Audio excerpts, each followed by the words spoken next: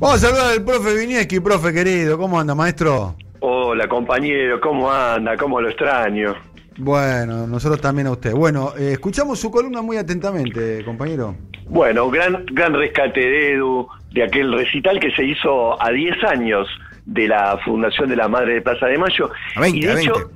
¿Cómo? A 20. A 20 fue en el 97. 97, sí. Exacto.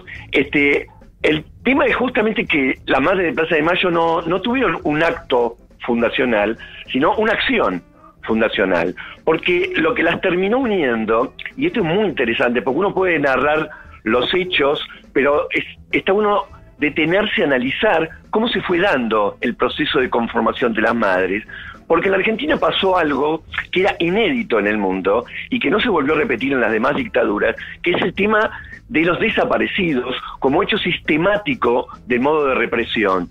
Porque si bien desaparecidos hubo en todo el mundo, que sea el modo privilegiado de accionar de la dictadura fue solamente en la Argentina. No es el método de Chile, fue el del Uruguay, no fue el de Brasil. De hecho, como reconoció el exministro del Interior de la dictadura, Álvaro Arguindegui, este método se lo copiaron a las fuerzas francesas que ocupaban el territorio de Argelia, desaparecer a alguien, torturarlo para tratar de sacar la información.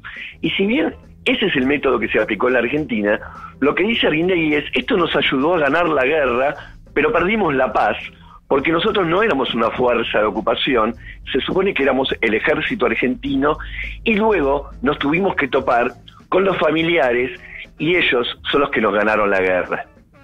M. Bonafini explicó en 1988: no quiero que entiendan nuestro dolor, quiero que entiendan nuestra lucha. Y esto se debe, entre otras cosas, a que M. Bonafini tuvo un discurso muy anti-considerar a las madres de Plaza de Mayo como simples víctimas. Quiso siempre salir del lugar de víctimas y quiso que su movimiento, y el discurso que escuchamos recién en el recital lo refleja bastante cuando habla de los revolucionarios, quiso convertir a ese momento inicial de víctimas en sujetos de una lucha política, porque finalmente entendieron qué es lo que había ocurrido. Al principio las madres no entendían lo que estaba pasando, y es muy importante señalar esto: estamos hablando de madres, cuando en realidad los familiares eran madres, padres, hermanos, hijos. Era mucho más amplio el universo de familiares, pero nos centramos en las madres porque fueron las que con ese discurso desde la sangre lograron hacer una empatía con amplios sectores de la población que desarmó a la dictadura. ¿A qué me refiero?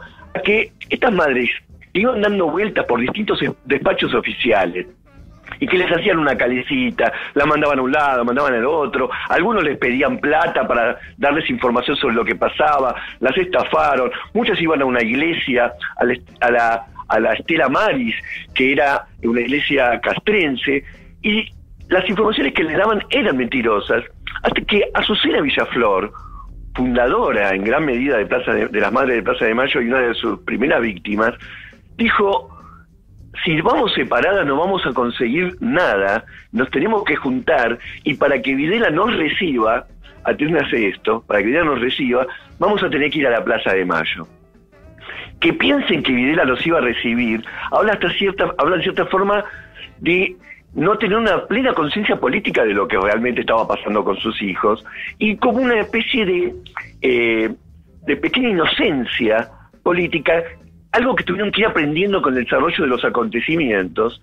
Y cuando fueron a esa primera reunión, ese 30 de abril de 1977, lo hicieron un sábado. Fue un sábado, y cuando se juntaron, eran 14 madres, y dijeron: no nos sirve que sea un sábado, porque no hay nadie en la Casa Rosada, y porque muy poca gente pasa por acá. Entonces decidieron que la próxima reunión tenía que ser un viernes, y lo hicieron un viernes, hasta que una madre dijo, y esto lo reflejo para que vean el discurso político que circulaba entre ellas, decía: los viernes son día de mala suerte, porque es día de brujas, mejor mandémoslo un jueves. Las demás votaron que sí, y empezaron a reunirse los jueves a las 15:30, porque también era un horario en el que terminaban de cerrar los bancos y muchísima gente circulaba por la plaza y ellas querían ser vistas. Es decir, el primer intento fue hacer ruido para que Videla las vea y las reciba, porque lo que creían muchas de ellas es, si Videla se entera, no va a permitir que esto suceda.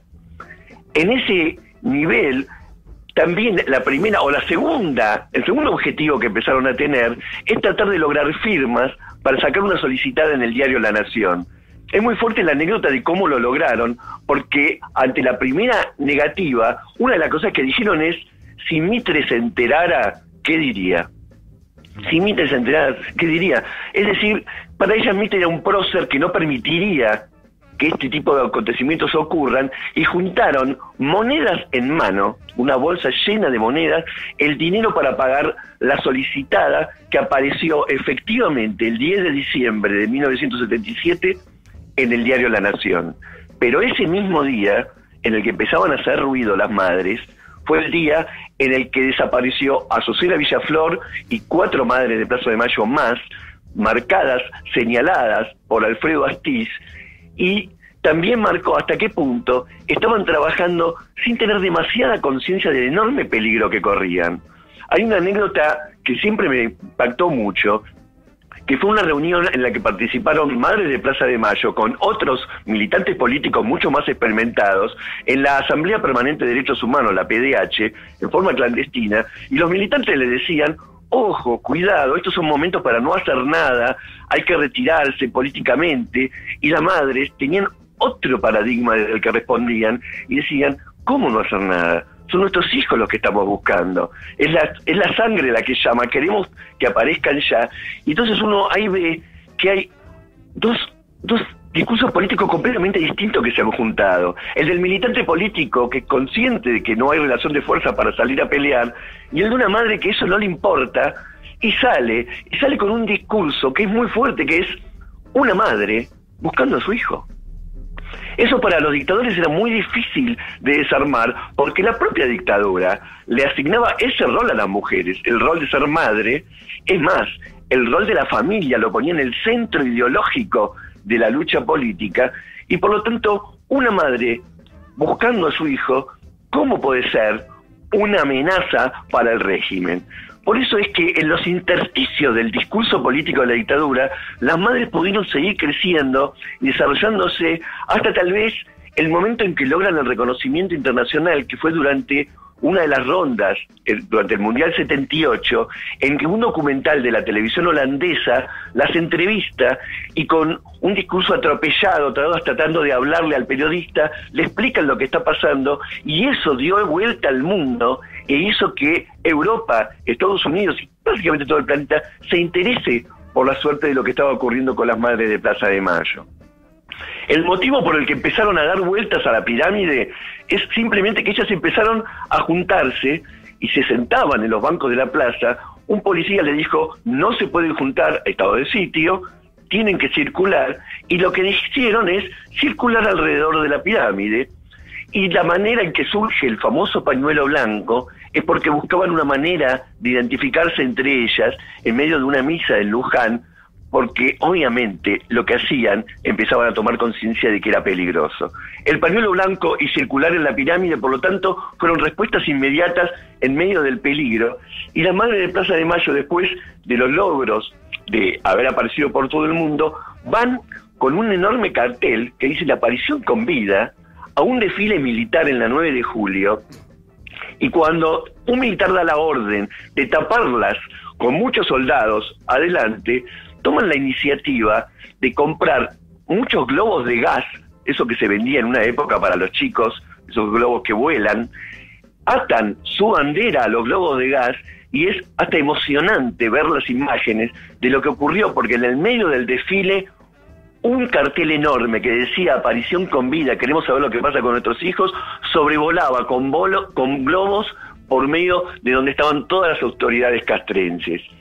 El siluetazo al que convocaron, y el recital que acaba de convocar y que decir Eduardo, pero la primera forma en la que las denominaron fue las locas de Plaza de Mayo. Y a ese mensaje de las locas de Plaza de Mayo, ellas lo pudieron resignificar, porque al ser nombradas, cada vez que se las nombraba de una forma u otra, era una oportunidad de poder explicar qué pasaba con ellas. y por eso la dictadura, más allá de la represión y que las hizo, y que en carne propia la sufrieron por lo menos varias madres desaparecidas, no pudo desarmarla porque era como una especie de discurso que se les oponía, con el que no tenían anticuerpos como si lo tenían contra el marxismo, contra el peronismo, contra cualquier otra ideología política. La primera vez que una madre de Plaza de Mayo pudo entrar a la Casa Rosada no fue ni con el gobierno de Alfonsín, ni fue con el gobierno de Menem, ni fue con el gobierno de la Rúa. El que la recibió fue Adolfo Rodríguez Sá, pero el primer dirigente de envergadura política que las recibió ya iniciado en los 80 fue Saúl Ubaldini, el otro gran significante de la resistencia a la dictadura.